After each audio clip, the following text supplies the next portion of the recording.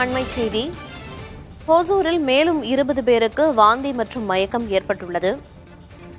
மாநகராட்சி விநியோகித்த தண்ணீரை குடித்தவர்களுக்கு வாந்தி மற்றும் மயக்கம் ஏற்பட்டிருக்கிறது. அண்மை செய்தியாக பார்த்து வருகிறோம்.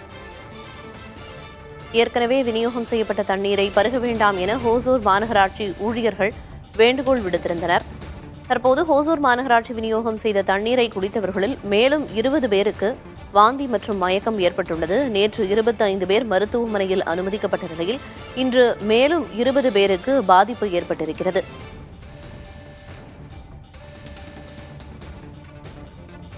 அண்மை செய்தியை பார்த்து வருகிறோம். ஹோசூரில் மேலும் 20 பேருக்கு வாந்தி மற்றும் மயக்கம் ஏற்பட்டுள்ளது.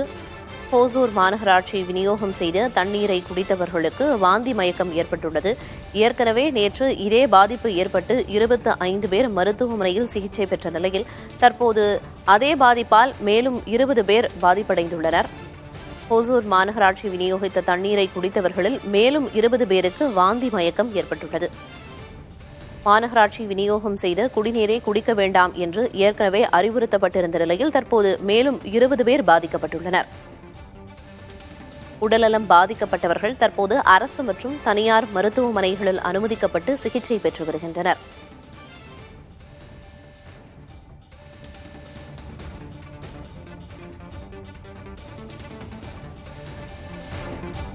விவரங்களை வழங்குவதற்காக செய்தியாளர் ஜெகநாத் இணைப்பில் இருக்கிறார். ஜெகநாத், ஏற்கனவே வாந்தி மயக்கம் ஏற்பட்டு நேற்று 25 பேர் சிகிச்சை பெற்று வந்தாங்க. இன்னைக்கு மேலும் 20 பேருக்கு அதே பாதிப்பு அப்படிங்கிறது ஏற்பட்டிருக்கு. அதே குடிநீரை இவங்களும் பருகிறதுனால்தான் இந்த நிலைமை ஏற்பட்டிருக்கா? என்ன விவரம்? கிருஷ்ணகிரி மாவட்டம் ஓசூர் மாநகராட்சிக்கு உட்பட்ட 4வது வார்டில் சின்னெல்சிகிரி பகுதியில் உள்ள அம்பேத்கர் நகர் இந்த பகுதியில் நேற்று மாநகராட்சி சார்பில் விநியோகம் செய்யப்படும் குடிநீரை குடித்ததில் 25க்கும் மேற்பட்டவர் வாந்தி மயக்கம் வயிற்றுப்போக்கு உள்ளிட்ட பாதிப்புக்கு உள்ளாகி மருத்துவமனைகள் அனுமதிக்கப்பட்டிருந்தனர். இந்த பகுதியில் பொறுத்தவரை சாந்தபுரம் ஏரியில் மாநகராட்சி சார்பில் ஆழ்துணை கிணறு அமைத்து அந்த ஆழ்துணை கிணறு மூலமாக மேல்நிலை நீர்த்தேக்கத்துக்கு தண்ணீர் ஏற்றப்பட்டு அதிலிருந்து பொதுமக்களுக்கு விநியோகம் செய்யப்பட்டு வருகிறது. நேற்று இந்த சம்பவம் நடந்து செய்தி புதிய ஒலிபரப்பு ஆன உடனே அரை மணி நேரத்துக்குள் மருத்துவ குழுவினர் முகாம் அமைத்து அதுக்கான முன்னெச்சரிக்கை நடவடிக்கைகள் மேற்கொண்டு வந்த சூழ்நிலையில் தற்போது அது பக்கத்தில் இருக்கக்கூடிய அதாவது சின்னெல்சிகிரி பகுதியில் மேலும் 20க்கும் மேற்பட்டவர் இன்று அதே போல வாந்தி மயக்கம் வயிற்றுப்போக்கு உள்ளிட்ட காரணத்துக்காக அரசு மருத்துவமனைகள் அனுமதிக்கப்பட்டுள்ளனர். இது மட்டுமின்றி அரசு மருத்துவமனையில் அனுமதிக்கப்பட்டவர் மட்டுமே 41 பேர் இருக்கிறார். தனியார் மருத்துவமனையில் சிகிச்சைக்காக அனுமதிக்கப்பட்டிருக்கிறார். அவர்களுடைய கணக்கு இதுவரைக்கும் கிடைக்கப்பெறவில்லை.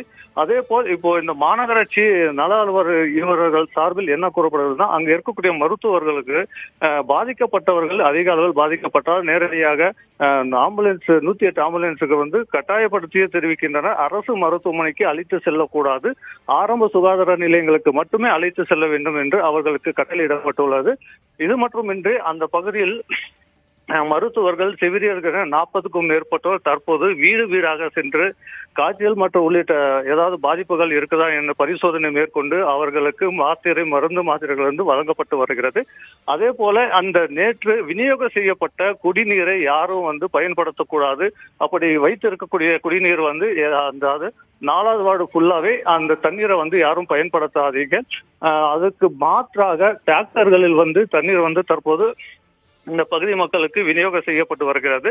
இந்த சாந்தபுர ஏரியில் அமைக்கப்பட்டிருந்த ஆழ்துணை கிணறானது அதாவது தரைமட்டத்தில் மட்டுமே உள்ளது. தரைமட்டத்தில் உள்ளதால் கழிவு நீர் அதில் கலந்திருப்பதாக அப்பகுதி மக்கள் தெரிவிக்கின்றனர். அதனை அடுத்து மாநகராட்சி ஆணையரும் சம்பவ இடத்தில் போய் சென்று தற்போது ஆய்வு மேற்கொண்டு புதியதாக குழாய்கள் அமைக்கிறதுக்கு பைப்லைன் அமைக்கும் பணியும் தற்போது நடைபெற்று வருகிறது. நிச்சயமா ஆழ்துளை கிணற்றிலிருந்து நீர் எடுத்து குடிநீர் நீர்த்தேக்க தொட்டியில தேக்கி அதை விநியோகம் செய்யறாங்க மாநகராட்சி மக்களுக்கு. அது சுகாதாரமானதாக இருக்கிறதா அப்படிங்கறத உறுதி செஞ்சுக்கணும் அப்படிங்கறத இந்த சம்பவம் வலியுறுத்துது. விவரங்களை வழங்கியதற்கு நன்றி ஜெகநாத்.